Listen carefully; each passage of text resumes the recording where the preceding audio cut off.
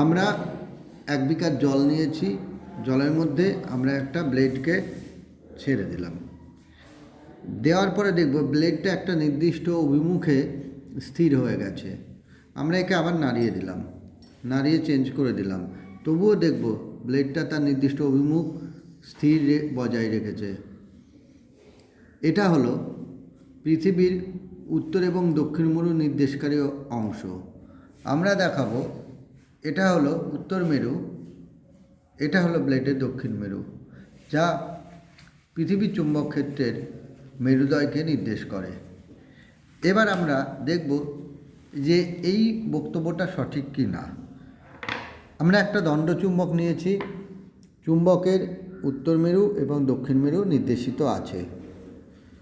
আমরা যদি ব্লেডটির উত্তর মেরুর কাছে দক্ষিণ মেরু নিয়ে যাই, তাহলে দেখব ব্লেডটি আকর্ষিত হবে আমাদের নিয়ম অনুসারে। যদি আকর্ষিত হয় তাহলে ব্লেডের ওই দিকটি হলো, ওই প্রান্তটি হলো উত্তর মেরু। আমরা দেখি, হ্যাঁ, এখানে আকর্ষণ হচ্ছে, যতবার দেখছি ততবারই আকর্ষণ হচ্ছে, তার মানে এটি ব্লেডের উত্তর মেরু। এবার আমরা দেখব এটি উত্তর মেরু। আমরা জানি আকর্ষণের থেকে বিকর্ষণ চুম্বকত্বের শ্রেষ্ঠ প্রমাণ। সমমেরু পরস্পরকে বিকর্ষণ করে, তাই উত্তর মেরু কাছে যদি আমরা চুম্বকের উত্তর মেরু নিয়ে যাই তাহলে দেখব তা বিকর্ষণ করছে, ফলে ব্লেডের অভিমুখ পরিবর্তিত হবে।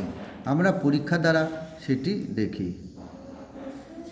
একদম ঠিক, আমরা দেখতে পাচ্ছি সেটা কী হচ্ছে, ঘুরে যাচ্ছে। আরও একবার দেখাই, ওর দিক নির্দেশকারী প্রান্ত দেখো, নিয়ে যাওয়ার সাথে সাথে কিন্তু ঘুরে যাচ্ছে। দেখো, তাহলে সমমেরু পরস্পরকে বিকর্ষণ করে, সুতরাং